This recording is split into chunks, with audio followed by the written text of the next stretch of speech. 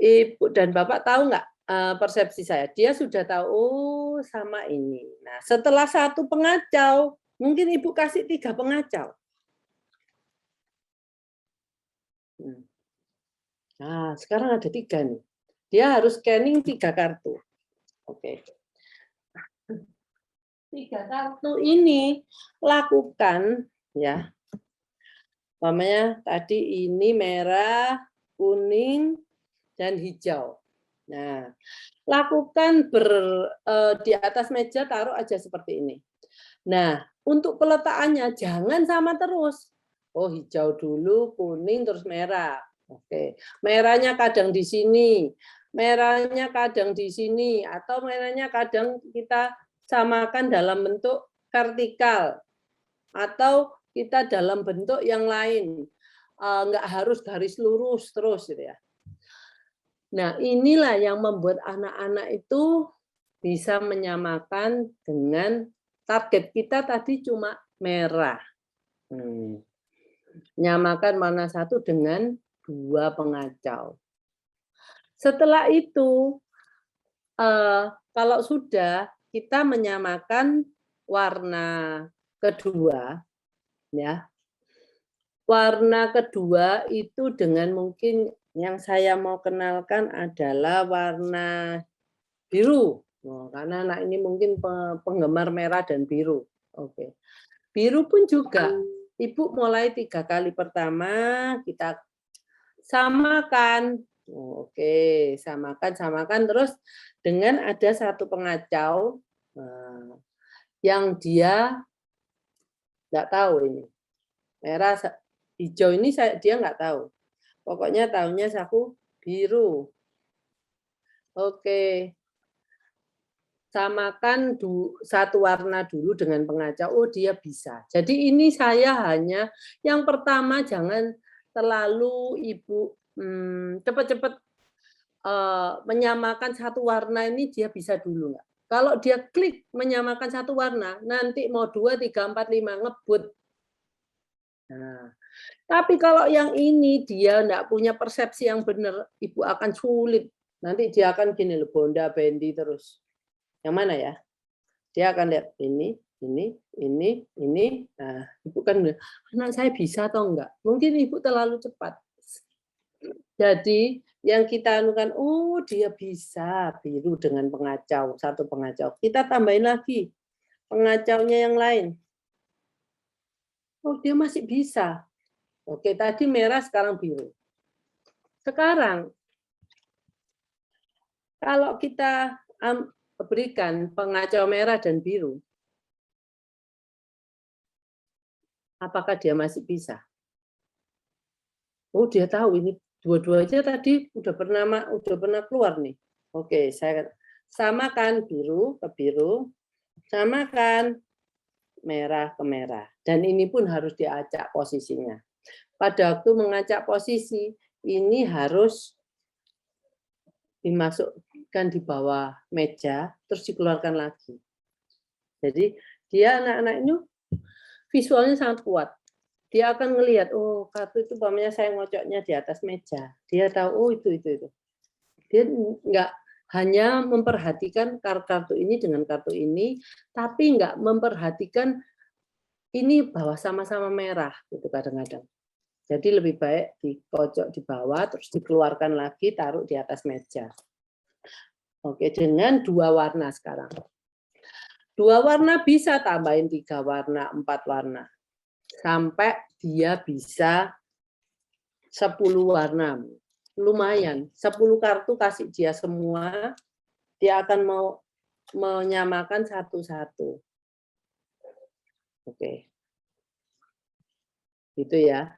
Pertama warna, kedua bentuk, ketiga benda. Benda ini benda sehari-hari, Bu. Jangan benda yang aneh-aneh seperti astronot. Nggak pernah ketemu astronot. Atau apa ya, pokoknya bukan benda yang biasa dia lihat. Nah, saya kasih 2, 2, 3, 3 ini 4, 4, maksudnya gini. Yang sama duanya itu Ibu bisa lakukan bersama-sama. pada waktu yang bersamaan. Yang ketiga juga Anda bisa melakukan yang bersamaan. Jadi pada waktu Anda menyamakan benda ke benda, satu benda, Anda boleh menyamakan warna dua warna. Dua warna di atas meja, tiga warna di atas meja. Nah, setelah ini oke, Anda bisa menyamakan bentuk dan menyamakan benda, di mana lebih dari, bukan benda pertama, tapi benda kedua, tiga, empat, dan seterusnya. Oke, kira-kira ini yang disamakan bendanya adalah benda yang benar-benar sama ya. Gelas, kalau kita mau mengatakan gelas atau handphone, handphonenya harus sama dulu, persis. Padahal handphone kan macam-macam ya. Ada handphone yang besar, ada yang kecilan, atau enggak. Ini yang benda yang identik, yang sama persis. Oke, untuk fokus visual yang kedua, dengan menyamakan, apakah ada pertanyaan? Nah, sebentar saya tak lihat. Cepet ya, udah jam.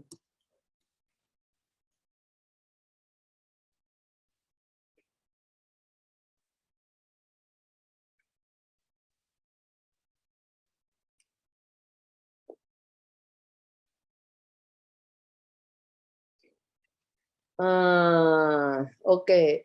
Kayaknya untuk Bu Joel ya, dia kalau menyamakan oke, senang, bahkan dengan beberapa benda atau warna pengacau dia still oke. Cuma kalau di terapi verbal, Joel itu emosi karena dia tahu dia nggak bisanya di sana. Maka dari itu, kalau Anda terapi verbal, kita ngomongnya jangan langsung ke kata-kata, mungkin ke suara. Suara ambulan kan bisa oe oe oe oe oe. Itu suara yang kalau dia keluarnya iya iya iya iya nggak apa-apa lah, apapun suara itu. Jadi itu yang membuat dia, oh aku nggak ada judgement ke dia. Saya ngomong apapun mamaku oke, oke good. Nah, jadi jangan ngomong mamanya dia oe oe oe dia ngomong iya iya, enggak salah. Jangan seperti itu. Karena anak ini sudah di titik yang terendahnya untuk bisa menerima bahwa saya tiap kali yang berhubungan dengan suara dan kata saya selalu nggak pernah sukses. Itu. Oke, mana-mana loh. Kok bisa? Bentar tadi nih. Jadi untuk Joel ini emosinya dia karena dia tahu dia ini weakness-nya dia. Ini kelemahan dia yang paling besar. Jadi ibu masuk ke suara. Suara itu jangan suara yang maksudnya kalau dia walaupun ibu ngomong gelas atau minum, dia ngomong iung, oke, good, minum. Loh, saya kan nggak ngomong salah. Tapi saya setelah ngomong good try. Saking kita nggak punya bahasa Indonesia, good try itu apa ya? Nggak ada. Oke, Anda sudah berusaha walaupun hasilnya kurang bagus. Oke. Tapi maksud saya, yang tadi good try, oke good. Terus kita ulangi kata-kata yang mestinya yang sebenarnya. Namanya dia ngomong gelas, as, gitu. Oke, good. Good-nya karena dia udah bersuara. Sekarang ibu kasih tahu suara yang benar. Gelas. Gitu. Secara tidak langsung kita memberikan mengkoreksi tapi tanpa menjatuhkan dia dengan kata-kata tidak salah. Oke, itu yang ibu bisa lakukan dan ibu lakukan dengan suara apa? Suara binatang. Kuk, apa namanya? Suara kuda. Apapun. Suara, nah itu yang paling gampang itu memang suara gitu. Kalau kita lari ya, lari sambil kan nggak salah kan? Kita mau lari mau ngomong ih, oh, whatever ya. Jadi itu mungkin mulai dari itu aktivitasnya menyenangkan, jadi akhirnya anak itu merasa, "Oke, saya sukses dulu, saya melupakan pengalaman bahwa saya disalah-salahin terus." Gitu ya. Jadi kalau step pertama, anak belum verbal, suara apapun yang keluar itu kita tangkep, good. Nah, karena gimana kita mau ngajar anak kita ngomong kalau dia sudah mau kok nggak mau ngomong. Jadi pertama, omongan apapun yang keluar kita ngomong good. Jadi bagaimana kita ngomong juga, kalau umpamanya kita ngomong semuanya dengan identifikasi, nah identifikasi kan harus benar. Oke, kita latih dengan yang bukan latihan identifikasi, yaitu dengan gerakan-gerakan, dengan, mungkin lompat sambil, "Ah ah ah ah ah," lompat di trampolin. Nggak apa-apa kan? Nggak ada yang menyalahkan kan? Kita mamanya kita lompat sambil ngomong "A", mau ngomong "I", mau ngomong "ba", mau ngomong "ma", gitu. Jadi asal kita sama-sama fun dulu. Fun dia bisa mengeluarkan suara, kita tangkap itu, oke, God bless us, Tuhan memberkati kita, anak ini sudah bersuara, mengeluarkan suara. Setelah itu baru pelan-pelan kita arahkan. Arahkannya ya tadi itu, jangan ngomong enggak, tidak. Mungkin anak itu sudah terlalu capek, ditolak, apapun usaha saya selalu keluar yang masih belum benar. Oke. Oke, untuk Joil kayaknya saya udah, jawab. Untuk Bu Helena, apa bisa diberi XO? XO itu apa ya? Maaf saya nggak ngerti itu. Bu Lilianti nanti upload di YouTube. Oh iya. Saya ini oke nanti saya upload ya, tapi saya upload ya seperti ini aja.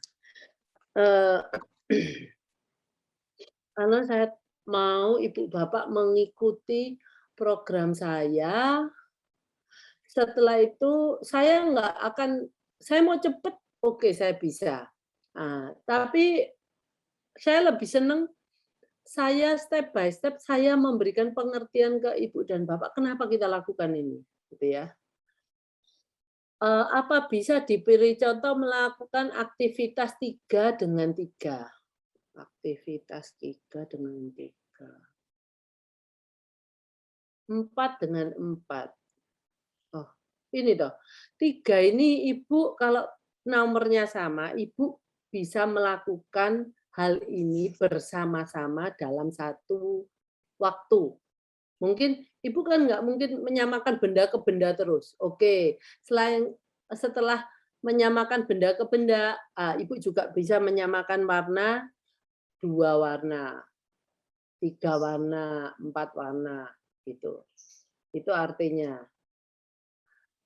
Terus untuk dari Bu Rani Harun, oke Bu, itu memang Ibu masih bisa menyamakan tapi belum bisa mengidentifikasi. Kita hari ini tidak membicarakan bagaimana mengidentifikasi dulu. Saya memperpanjang fokus visualnya supaya pada waktu kita memberikan foto atau benda untuk diidentifikasi anaknya itu nggak cuma lihat ini terus lihat tempat lain. Dia bisa mengamati jauh lebih lama foto atau benda yang kita mau identifikasi. Karena kuncinya identifikasi ya dia harus tahu benda itu benda apa, suara yang dia dengar itu apa mengenai benda ini. Mungkin kita perlihatkan gelas. Terus kita ngomong gelas. Satu, matanya melihat benda itu ataupun gambar itu, auditorinya mendengarkan ada yang ngomong gelas. Itu. Fokus visualnya ada, fokus auditorinya ada. Pada waktu kita sambung dua-duanya, dia akan bisa mengidentifikasi benda yang kita perkenalkan sebagai gelas. Nah, waktu itulah dia warna itu dia bisa tahu, oh ini warna hijau, ini warna merah. Tapi kalau fokus visualnya itu sudah kemana, cuma ngelihat sebentar atau ngelihat kemana-mana, bisa dibayangkan gimana dia bisa belajar. Gitu ya. Jadi fokus ini sebenarnya menyamakan itu hanya membuat visualnya itu kalau melihat kita mungkin nggak cuma 1 detik, lebih dari 1 detik. Kita minta itu biasanya kira-kira 3 detik ya. Oke, jadi aktivitas menyamakan itu untuk apa? Untuk memperpanjang fokus visual. Yang nantinya kita gunakan fokus visual yang panjang itu untuk identifikasi. Oke, sudah sudah jelas ya.